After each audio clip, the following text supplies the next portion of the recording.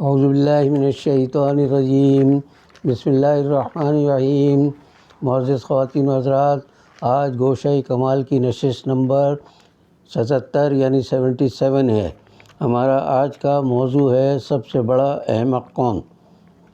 آج ایک بار پھر میں اداریہ نویسی کی رگ پھڑکتے ہوئے محسوس کر رہا ہوں، اس لیے صحافت کے سفر کو درمیان میں چھوڑ کر آج کی سن 2020 کے آخر اور سن 2021 کے آغاز پر کچھ باتیں کہنا چاہتا ہوں جو ہمارے عوام اور ہمارے حکمرانوں سے متعلق ہے۔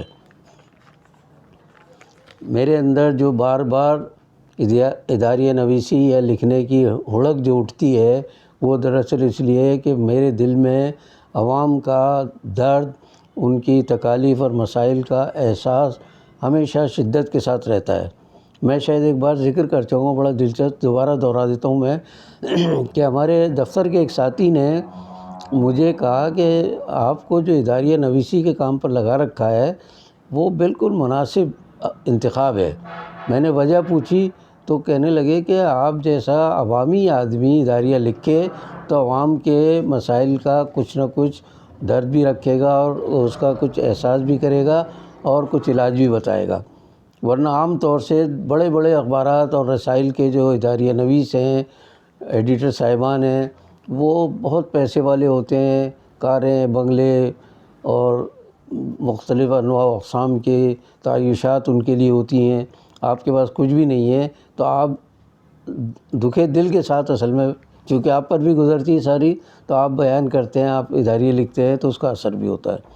تو آج ایک بار پھر میں سمجھ لیجیے کہ اداریہ نویس بن کر آپ کی خدمت میں حاضر ہو رہا ہوں۔ گزشتہ دنوں ایک بڑا چرچا اس بات کا رہا کہ یہ حکومت 2.25 سال کے اندر بھی کوئی ایک بات بھی کیوں نہ کر سکی، کوئی ایک کام بھی فلاح کا نہیں کر سکے۔ عوامی فلاح و بہبود کا کوئی ایک کام ہو تو بتا دیں۔ بڑے بڑے منصوبوں کا اعلان اور 1 کروڑ درخت اور 50 لاکھ نوکریاں، جن کا سرے سے 2.25 سال کے عرصے میں کوئی وجود نظر نہیں آتا۔ اسی طرح بہت بڑے بڑے پروجیکٹ، فلاں پل، فلاں فیکٹری، فلاں یہ کارخانے، یہ بنائیں گے، وہ بنائیں گے، تو اگر فرض کریں ان پر کام شروع بھی ہو رہا ہے تو میرا تاثر یہ ہے کہ یہ بڑے کاموں میں بڑے چونکہ فنڈز ہوتے ہیں تو اسی طرح ان کے کمیشن، بھتے، اپنے منافع اس کے اندر، اپنا سمجھے شراکت داری یا وہ پروجیکٹ یا منصوبے اپنے ہاتھ میں لینا، یہ سب چونکہ حکمرانوں کے پاس ہوتا ہے، اس لیے بڑے منصوبوں پر تو توجہ۔ ورنہ کوئی سوچ سکتا ہے کہ پاکستان کو فلاحی مملکت بنانے کے دعوے دار تقریباً 2.5 سال کے عرصے میں عوام کو سوائے مہنگائی کے، بے روزگاری کے، پریشانیوں کے، بدامنی کے کچھ نہیں دے سکے۔ آج بھی لوگوں کا یہ حال ہے۔ اب ہم کسی اور کی بات نہیں کر رہے ہیں، اس وقت ہم ایک حکومت کی کارکردگی پر جو ادارہ جو ہے سرکاری ادارہ ایک اعداد و شمار کا، اس نے جو باتیں کہی ہیں 1 سال کے لیے، یعنی گزشتہ 1 سال میں حکومت نے کیا کارنامے انجام دیے عوام کی فلاح و بہبود کے لیے، اس کا ذرا آپ اندازہ کر لیجیے۔ یہ کسی مخالف کا منفی پروپیگنڈا نہیں ہے، بلکہ خود ادارہ شماریات پاکستان کا سمجھے پورا مرتب کردہ یہ اعلان ہے، رپورٹ ہے جو انہوں نے حکومت کے اعلیٰ حکام کو پیش کی ہے یہ رپورٹ۔ تو اس سے اندازہ کر لیں کہ یہ کسی ذاتی مخاصمت کا نتیجہ نہیں ہے۔ عوام خود اعتراف، عوام کے یہ نمائندے، نام نہاد نمائندے خود اعتراف کر رہے ہیں۔ خود حکمران وقت نے بھی کہہ دیا کہ ہاں جی ہم سے بہت غلطی ہوئی، 2.25 سال میں ہم کوئی خاص کارکردگی نہیں دکھا سکے۔ 1 سال تو ہمیں سمجھ میں ہی نہیں آیا کچھ کہ ہم کیا کریں، کن حالات میں ہم گرے ہوئے ہیں۔ اب 2.25 سال کے بعد بھی ہمیں محسوس ہو رہا ہے کہ ہماری کارکردگی، اس سے 6 مہینے پہلے خود وہ فرما چکے ہیں اپنے وزیروں کو کہ بھائی 6 مہینے کے اندر اندر اپنی کارکردگی ٹھیک کر لو، ورنہ پھر ہمارا حشر جو بھی ہونا ہے وہ سب کو معلوم ہے۔ تو وہ 6 مہینے بھی گزر گئے اور یہ 1 سال کا جو 2020 جو گزرا ہے، سخت تکالیف کا سال تھا یہ، عوام کے لیے بھی، بہت سے لوگوں کے لیے بھی۔ ہمارے یعنی پاکستان کے نامور شہریوں میں 35 افراد اس مہینے میں ہلاک ہوئے ہیں، جن میں سے کچھ کورونا کے ذریعے، باقی طبعی اموات ہوئی ہیں۔ تو اتنی زیادہ اموات ہر تیسرے چوتھے روز ایک کی خبر آتی ہے۔ یہ تو ہے نامور یا مشہور شخصیات، باقی عوام میں جو حال ہو رہا ہے، ہمارے رشتہ داروں میں، جاننے والوں میں، ہر دوسرے تیسرے روز ایک خبر ملتی ہے کہ فلاں کا انتقال ہو گیا، فلاں۔ ایک کا غم ابھی منا ہی رہے ہوتا ہے کہ پھر کسی دوسرے کی اطلاع آ جاتی ہے۔ تو یہ ہمارے لیے بڑا نحوست کا سال ثابت ہوا ہے، اور نحوست جو ہے وہ ساری دنیا کے علماء، دانشور، ستارہ شناس سب جانتے ہیں کہ اگر اوپر نحوست طاری ہو تو وہ نیچے بھی پھیلتی ہے۔ تو ایک بڑی نحوست سے ہم دوچار ہیں، اللہ جانے اس سے ہمیں کب نجات ملے گی۔ تو عرض یہ کر رہا ہوں میں کہ 6 ماہ کے عرصے میں جو کچھ اعداد و شمار کے ادارے نے جو نشریات کی ہیں، جو باتیں بتائی ہیں اپنی رپورٹ میں، اس کے مطابق ایک دو مثالیں دے رہا ہوں صرف میں۔ بکرے کا گوشت 1 سال کے عرصے میں 100 روپے کا اضافے کے ساتھ اب عوام کو مل رہا ہے۔ آپ اندازہ کہ 1 سال کے اندر 100 روپے بڑھ گئے۔ میں بار بار کہتا ہوں یہ بات عوام کے لیے، نئی نسل کے لیے، کہ میں نے اپنے بچپن میں 2 روپے سیر کا گوشت کھایا ہے۔ 1 کلو سے کچھ کم ہوتا تھا سیر، تو 2 روپے سیر والا گوشت آج 1200، 1300، 1400 روپے پہنچ گیا ہے ہمارے نااہل لوگوں کی وجہ سے۔ تو آپ سمجھ لیں 700 گنا سمجھ لیے اس وقت سے اب تک اضافہ ہو۔ ٹھیک ہے زمانے آمدنی بھی کم تھی، لیکن اس قدر برا حال نہیں تھا کہ آدمی روٹی پانی کو بھی ترس جائے۔ اب بکرے کے گوشت کا میں نے آپ کو بتایا۔ اسی طرح انہوں نے کہا ہے کہ ہمارے جو ہے اس پورے عرصے میں عوام پر بہت زیادہ مہنگائی کا بوجھ پڑا ہے۔ میں کہہ سکتا ہوں بکرے کے گوشت کے حوالے سے کہ آخر کہنا پڑتا ہے یہ کہ بکرے کی ماں کب تک خیر منائے گی، آخر تو چھری تلے آئے گی۔ تو کب تک ظلم کریں گے عوام پر، کیا کیا کریں گے؟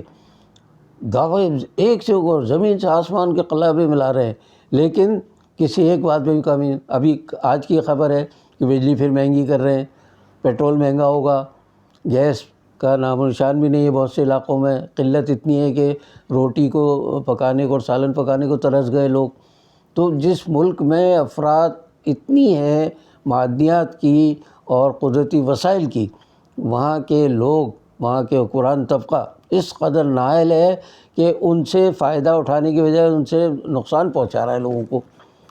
یعنی چیزیں، قیمتیں بڑھ رہی ہیں لیکن وہ چیزیں غائب ہیں۔ تو آخر کرے کیا ایسی حکومتوں کا کوئی؟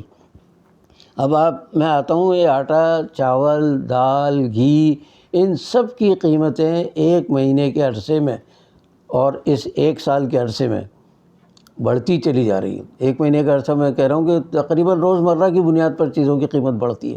آج اتنے روپے، کل 2 روپے بڑھ گئے، کل 25 روپے بڑھ گئے، پھر 50 روپے بڑھ گئے، کوئی حد ہی نہیں ہے اس کے اضافے کی بھی۔ تو آپ اس سے اندازہ کر لیں کہ ان کے دعوے کس حد تک صحیح ہیں۔ میں یہ عرض کرنا چاہ رہا ہوں کہ جو چیزیں سستی ہوئی ہیں، جس کا دعویٰ یہ کر رہے ہیں کہ فلاں چیز دیکھیے کل 20 روپے کی مل رہی تھی، آج 15 روپے کی مل رہی ہے، تو ظالموں یہ اضافہ جو تم نے کیا ہے 200، 400، 500 گنا تک، بلکہ بعض چیزوں میں 1000 گنا تک اضافہ کیا ہے، اس میں سے 20%، 25% اگر آپ کم کر رہے ہیں تو یہ کوئی احسان نہیں کر رہے ہیں۔ آپ اس قیمت پر لائیے چیزوں کو جس قیمت پر آپ کو حکومت کے وقت ملی تھی۔ آپ کہہ رہے ہیں فلاں لٹیرے تھے، چور تھے، ڈاکو تھے، لوٹ کے کھا گئے ملک کو۔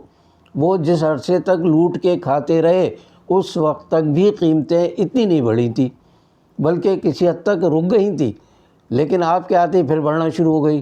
تو وہ آپ ایماندار ہیں، بڑے مخلص ہیں، بہت دیانتدار ہیں، اور بس ساری عقل و فہم آپ کو ہے، اس کے باوجود آپ قیمتیں روکنا تو چھوڑ کے اس کو بڑھا ہی چلے جا رہے ہیں، خود بڑھا رہے ہیں۔ جو سرکاری تحویل کی چیزیں ہیں ان کی جب قیمتیں بڑھتی ہیں تو ظاہر ہے عوام کے پاس اور نجی اداروں کے پاس جو چیزیں ہیں وہ بھی ان کی قیمتیں بڑھائیں گے۔ یہ ایک شیطانی چکر ہوتا ہے قیمتوں کے بڑھنے کا، کہ آپ نے پیٹرول کی قیمت بڑھائی، بجلی کی قیمت بڑھائی، اور وہ شیطان کا چرخہ گھومنا شروع ہو جاتا ہے مہنگائی کا، اور ہر چیز مہنگی ہوتی چلی جاتی ہے۔ آپ کو یہ اصول کسی نے، جو لوگ آپ کو قرآن لائے ہیں، تخت اقتدار پر بٹھایا ہے، انہوں نے شاید آپ کو سجھا دیا تھا کہ بھائی یہ کھانے کمانے کے لیے ہوتی ہے گدیاں، اور دوسروں کو بھی ان کا حصہ دینے کے لیے ہوتی ہیں۔ تو کھاؤ کماؤ عیش کرو، اور بابر با عیش کوش کہ عالم دوبارہ نیست۔ یعنی اے بابا بس عیش کر لے، دوسری دنیا تو ہے ہی نہیں۔ اگر آپ کا دوسری دنیا پر یقین ہوتا، آپ کو اندازہ ہوتا کہ اللہ کے یہاں آپ کی اپنی ذات کے علاوہ حکمرانی کی جواب دہی کرنی ہے جو بہت سخت ہے، تو آپ پھر خوف سے لرز رہے ہوتے، آپ ہر وقت اس فکر میں رہتے۔ آپ کو تو ہوش ہی نہیں ہے، نشے کے عالم میں آپ پڑے رہتے ہیں، جو منہ میں آتا ہے بکتے چلے جاتے ہیں، جو کہنا ہوتا ہے کہتے چلے جاتے ہیں۔ 2.25 سال کے بعد آپ ناکامیوں کا ذرا سا اعتراف کر رہے ہیں کہ ہماری سمجھ، 1 سال تک تو ہمیں سمجھ میں نہیں آیا، جب کہ آپ برسر اقتدار آنے سے پہلے دعوے کرتے تھے کہ ہمارے پاس تو ہر شعبے کی ٹیمیں موجود ہیں اور ہوم ورک کر چکے ہیں، یعنی بنیادی کام ہم پہلے سے کر چکے ہیں، بس ہم برسر اقتدار آئے تو دودھ اور شہد کی نہریں بہہ رہی ہوں گی اور لوگ جو ہیں آسمان کا سفر کر رہے ہوں گے۔ تو آسمان کا سفر تو آپ لوگ کرتے ہیں اور آپ کے ساتھی کرتے ہیں، اور کس طرح کرتے ہیں وہ سب کو پتہ ہے، تو میں اس طرف نہیں جانا چاہتا۔ میں صرف ابھی ایک بات یہ کہنا چاہ رہا ہوں کہ آپ نے داخلی محاذ پر بھی ناکامیوں کے سوا ملک کو کچھ نہیں دیا، اور خارجی محاذ پر بھی آپ کے وزیر خارجہ جو کچھ فرماتے چلے آ رہے ہیں وہ لوگ سن کر ہنستے ہیں ان کو۔ اسی طرح آپ جو محاذ ہیں ہمارے، یعنی سمجھ لیجئے کہ ہماری سرحدیں ہیں، ان کی محافظت میں آپ دیکھیں روزانہ 2-4 سپاہی ہمارے مارے جاتے ہیں، بڑے حکمران نہیں مارے، بڑے افسران نہیں مارے جاتے، عام سپاہی مارے جاتے ہیں، یعنی سڑکوں پر ان کو ٹارگیٹ کیا جاتا ہے۔ تو آپ کے ہاں جو ٹارگیٹ اصل میں یہ ہونا چاہیے، ٹارگیٹ کے معنی ہوتے ہیں ہدف کے، آپ کے یہاں ہدف یہ ہونا چاہیے بھائی مہنگائی دور کریں گے، پانی کا مسئلہ حل کریں گے، بجلی کا مسئلہ حل کریں گے، گیس کا مسئلہ حل کریں گے، تعلیم دیں گے، لوگوں کو صحت کی سہولتیں فراہم کریں گے۔ آپ نے کسی ہدف کو پورا نہیں کیا اور ہمارے سپاہی جوان وہ ان کو ہدف یعنی نشانہ ٹارگیٹ لے کر مارا جا رہا ہے۔ اور شہریوں کا تو یہ عالم ہے کہ کل کے اخبار کی خبر ہے کہ ٹارگیٹ کلنگ میں 1 سال کے دوران 100% اضافہ ہوا ہے۔ کہاں گئی وہ آپ کے امن و امان کی باتیں اور دعوے؟ 100% اضافہ ٹارگیٹ کلنگ میں، یعنی آپ اپنے ٹارگیٹ تو پورے نہیں کر سکے، اہداف تو پورے نہیں کر سکے، لیکن دہشت گرد ہدف لے کر نشانہ بناتے ہیں جسے ہم ٹارگیٹ کلنگ کہتے ہیں۔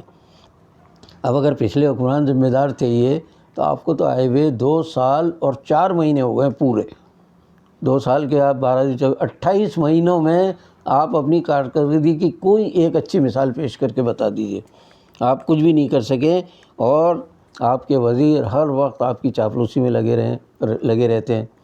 کوئی ذرا سا کوئی اچھا سا کام کہیں نظر آئے اور کوئی واہ واہ بھی کرے تو آپ کا ہر وزیر مشیر یہ کہتا ہے یہ سب ہمارے حکمران کا، ہمارے سربراہ کا یہ ویژن ہے، یعنی ان کی دوراندیشی ہے کہ فلاں کام ہو گیا۔ ان کی دوراندیشی کا تو یہ عالم کہ کوئی کام نہیں ہوتا، فلاں کام کیسے ہوتا ہمیں نہیں معلوم، اور کون سا کام۔ آپ کوئی ایک انسان بتا دیں پاکستان کا جو یہ کہے کہ 2.25 سال 2.5 سال میں اسے کہیں کوئی ریلیف، کوئی سہولت حاصل ہوئی ہے؟ کہیں کوئی سہولت حاصل نہیں ہے، مرے چلے جا رہے ہیں لوگ بیچارے، خودکشیاں کر رہے ہیں لوگ۔ یعنی بعض لوگ جو کرپشن کے الزام میں ملوث ہیں وہ دیکھ رہے ہیں کہ اب شکنجہ جو ہے نیب والے تھوڑا بہت ان پر بھی ہاتھ ڈالتے ہیں تو وہ اب خودکشی پر مجبور ہے، جبکہ عوام کی بہت سے طبقے بچوں کو قتل کرتے ہیں صرف اس لیے کہ وہ ان کو کھلا پلا نہیں سکتے، اور خودکشی خود بھی کرتے ہیں بیوی بچوں کو مار کر۔ تو اس پورے صورتحال میں جسے ہم چاپلوسی کی صورتحال کہیں ایک طرف اور دوسری طرف عوام کی پریشانیوں کی صورتحال، اس میں ہمارے پاس کوئی چارہ نہیں ہے۔ ہم سے کہا گیا تھا کہ صاحب حکومت جو ہے کیا مسئلہ ہے، انڈے مرغیاں بیچیں گے، بکریاں بیچیں گے، بھینسیں بیچیں گے۔ بھینسیں بیچیں سب سے پہلے انہوں نے، تو بھینسیں اور یہ بیچ کے، اور ملکی معیشت اس طرح دور ہوتی ہے۔ آپ کی عقل کا تو یہ عالم ہے کہ آپ کو پتہ ہی نہیں کہ معیشت ہے کیا چیز، کس بلا کا نام ہے، اور کیسے دور ہو سکتی ہے۔ آپ کے دعوے تھے کہ جناب پانی سے ہم بجلی پیدا کریں گے، ایک ڈیم آپ نے کوئی بنا کے بتا دیا ہو جس سے بجلی پیدا ہو سکے اور پانی کا یعنی اس کو روک بھی سکیں، اس کو ذخیرہ بھی کر سکیں۔ اس کے بعد آپ فرماتے ہیں جی سال کے 12 موسم ہوتے ہیں، ہم ہر موسم سے فائدہ اٹھائیں گے۔ یعنی پوری دنیا میں مذاق اڑواتے ہیں، ساری دنیا ہمیشہ سے کہہ رہی ہے کہ سال کے 4 موسم ہوتے ہیں، آپ کے 12 موسم پتہ نہیں آپ کے جو آس پاس جو گھوم رہے ہیں انہیں بھی آپ سال کے موسم سمجھ کر کوئی بتا رہے ہیں، تم نہیں معلوم۔ مدینہ جیسی فلاحی ریاست کا تو خواب ہی ہے اب تک، اس لیے کہ وہ جس عالم میں اس کا خواب دیکھا گیا ہوگا وہ عالم برقرار ہے تو اب خواب ہی خواب رہے گا، حقیقت شاید کہیں بھی نظر نہ آئے۔ اسی طرح آپ نے فرمایا تاریخ دانی کا آپ کا عالم یہ ہے کہ جنگ احد میں جو مجاہدین تھے، مسلمان تھے، ان کو آپ نے لٹیرا قرار دے دیا کہ جب وہ مال غنیمت لوٹا جا رہا تھا تو چھوڑ کے بھاگے وہ سب۔ تاریخ یہ ہے آپ کی، جغرافیہ یہ ہے کہ دو ملک جو دور دراز علاقوں پہ آپ ان کو پڑوسی بتا دیتے ہیں۔ پتہ نہیں کہاں کی تاریخ، کہاں سے آپ نے تاریخ پڑھی اور کہاں سے آپ نے یہ جغرافیہ پڑھی اور کہاں سے معاشرت سیکھی۔ نفسیات کا تو آپ کے سرے سے پتہ ہی نہیں کہ عوام کی نفسیات کیا ہے۔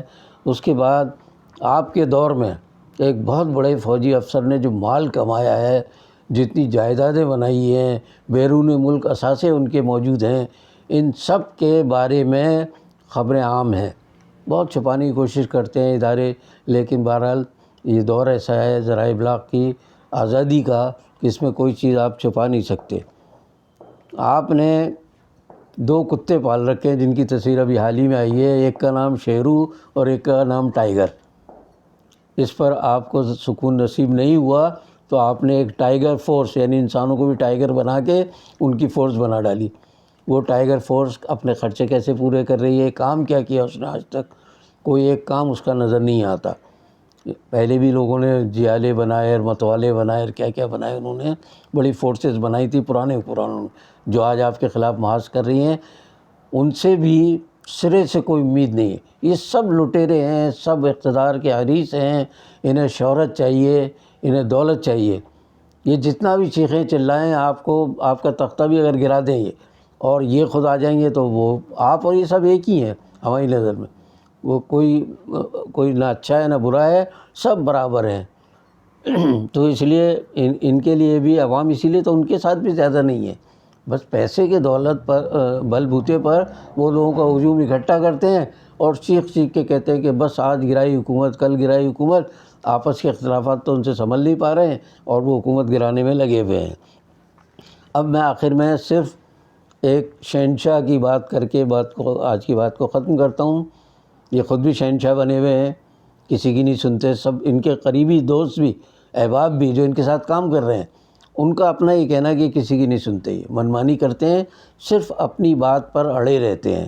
اور اڑے رہنے میں بھی بعض مصلحتیں ہیں کہ بعض اوقات تو آدمی ضدی اور مغرور ہوتا ہے اور بعض اوقات اسے ہوش حواس بھی نہیں ہوتا کہ وہ کس بات پہ اڑا ہوا اور کیوں اڑا ہوا ہے۔ تو آج میں جس شہنشاہ کا ذکر کر رہا ہوں وہ اس کا پوری دنیا میں نام شہنشاہ اکبر ہے۔ شہنشاہ اکبر صاحب کے بہت سارے مشیر تھے، ان میں سے ایک بیربل نام کا بھی مشیر تھا۔ ایک دن شہنشاہ جلال میں تھے، وہ بلایا بیربل ادھر آؤ، میری مملکت میں، میرے ملک میں سے 4 احمقوں کو تلاش کر کے لاؤ تم۔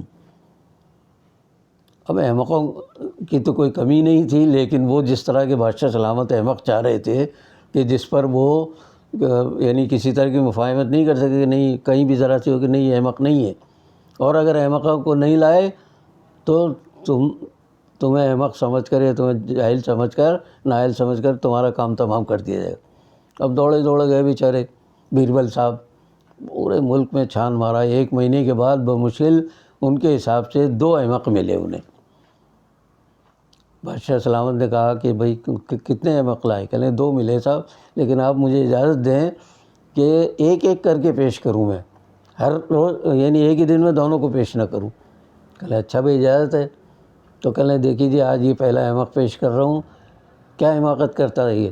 کہنے صاحب بیل گاڑی پہ سفر کرتا ہے یہ اور سامان اپنے سر پہ رکھتا ہے تاکہ بیل کو زیادہ تکلیف نہ ہو، یعنی بیل گاڑی چلا رہا ہے، جگہ ہے، خود بیٹھا ہے اور سامان سر پہ رکھے ہوئے کہ بیچارہ بیل، غریب بیل جو ہے کہیں بوجھ سے مر نہ جائے۔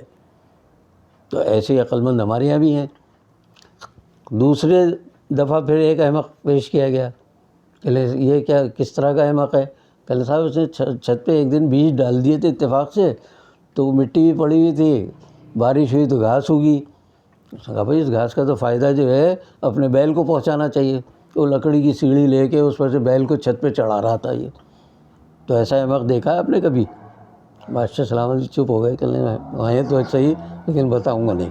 اچھا بھائی پھر اس کے بعد چوتھا احمق نہیں تیسرا احمق. بادشاہ نے کہا تیسرا احمق کون ہے؟ 2-4 دن کے بعد پوچھا. کہنا صاحب مجھ سے بڑا احمق کوئی بھی نہیں ہو سکتا کہ آپ کے وزیر مشیر کی حیثیت مجھے حاصل ہے. 2-3 مہینے میں مجھے جو ہے کام کرنے تھے مملکت کے، لوگوں کی فلاح و بہبود کے، وہ سب چھوڑ چھاڑ کے میں احمقوں کی تلاش میں گھوم رہا ہوں آپ کے حکم پر. تو مجھ سے بڑا احمق کون ہوگا بتائیے آپ؟ بادشاہ نے سر ہلایا کہ ہاں بھائی واقعی تم بہت بڑے احمق ہو. اچھا بھائی اب چوتھا احمق بتاؤ.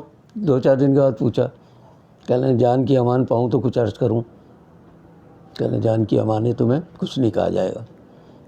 کہنے بادشاہ سلامت میں نے اپنا حل بتا دیا. آپ جیسا شہنشاہ دنیا بھر میں مقبول مشہور، وہ سارے امور مملکت چھوڑ کر، فلاح و بہبود کے سارے کام چھوڑ کر عقل مندوں کو تلاش کرنے کی بجائے احمقوں کو تلاش کر رہا ہے اور مجھے بھی اس کام پہ لگا رکھا ہے. تو آپ بتائیے کون سب سے بڑا احمق ہوا؟ بادشاہ بھی ہنس کر رہ گیا، لیکن چونکہ جان کی امان دے چکا تھا اس لیے بیربل کو کچھ نہیں کہا. اور یہ قصہ تمام ہوا. کتنے عرصے میں ہوا مجھے نہیں معلوم، اس کے بعد کتنے عرصے اور اس نے حکومت کی، یہ سب تاریخ کا حصہ ہے. ہمارا اس سے کوئی تعلق نہیں. ابھی تو ہم 2.25 سال میں حماقت کے مظاہر دیکھتے چلے آ رہے ہیں. ابھی اور 2.25 سال باقی ہیں. اللہ جانے مزید کتنی حماقتیں ہمیں دیکھنے کو ملیں گی. اللہ ہم پر، ہماری قوم پر، ہمارے ملک پر رحم فرمائے اور ان ظالموں سے، احمقوں سے اور لٹیروں سے ہماری جان چھڑائے. آج کے لیے اتنا ہی. انشاءاللہ باقی اگلی نشست میں صحافت کا ہم سفر جاری رکھیں گے. آج پھر آپ سے درخواست کرتا ہوں کہ آپ میرے پروگرام کو سبسکرائب کریں، لائک کریں اور شیئر کریں اور لوگوں تک اس پیغام کو پہنچانے کی کوشش کریں. واللہ عالم بالصواب. باقی بشرط زندگی باقی.